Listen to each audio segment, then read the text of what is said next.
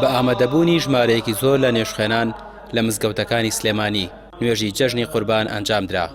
دوا بە دوای نوێژی جەژن و وتاری مامۆستایان مسلمانان گەردەن ئازادیان لێک کرد. یەکێک لە پەیامە جوانەکانی جەژن گەردەن ئازادی و پتەوکردنی برایەتی و وەلانانی ڕق و کینەیە لە نێوان مسلماناندا. هاوڵاتیان دەڵێن گرنگە جەژن بکرێتە هەوێنی ئاشتی و برایەتی و بە خۆداچوونەوەی زیاتری مسلمانان و هەوڵ بدرێت بۆ یەکڕیسی و پتەوکردنی پەیوەندیە کۆمەڵاتیەکان.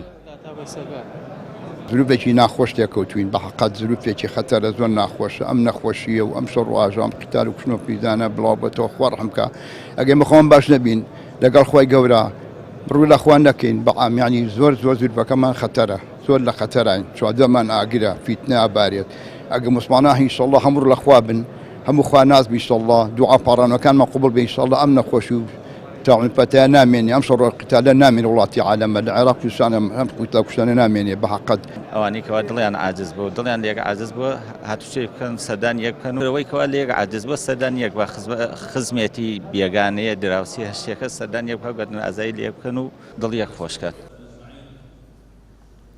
ئێستا هەوڵێک دەبیندرێت بۆ لاوازکردنی پەروەردەی ئیسلامی و هاوڵاتیان دەڵێن ئەخلاق و جوانی لە پەروەردەی ئیسلامیدایە دەبێت مسلمانان یەکدەنگ بن بۆ ڕووبەڕووبوونەوەی هەر هەوڵێکی لەم جۆرە و ئەوان دەڵێن لەم جەژنەدا داوا لە کاربەدەستان دەکەن بە خۆیان دابشتنەوە.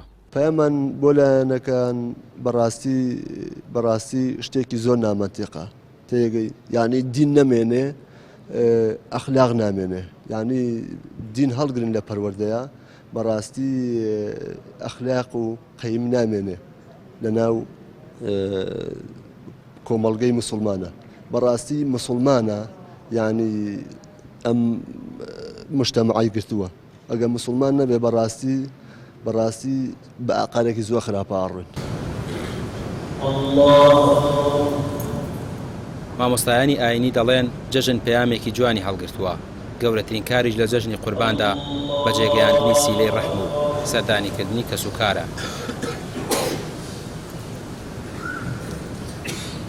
جەژنی قوربان پەیامی زۆر لە خۆ ئەگرێ گرنگترین لە پەیامەکانی جەژنی قوربان بریتە لە تەسحیە و قوربانیدان بریتە لە بەخشکردنی خۆشەویستی و تەبایەتی و برایەتی یەکێ لە ئامانجە سەرەکیەکانی جەژن بریتە لە دەربڕینی خۆشحاڵی و پتەوکردنی پەیوەندیە کۆمەڵایەتیەکان و سەردانیکردن و بڵاوکردنەوەی خۆشەویستی و گەردن ئازایی و سینە سافی ئەم هەموو پەیامانە لە جەژنە بڵێن بەدی ئەکرێ.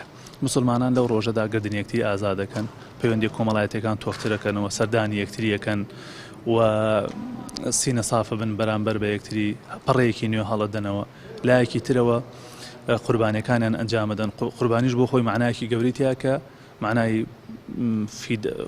خۆفیداکردن خۆ دەربازکردن بە قوربانکردنی خۆت یعنی حیوانێکەکەی بە قوربانی خۆت بۆی کە خوای پەروەردگاریش لە دۆزەخ ئازاد بکات.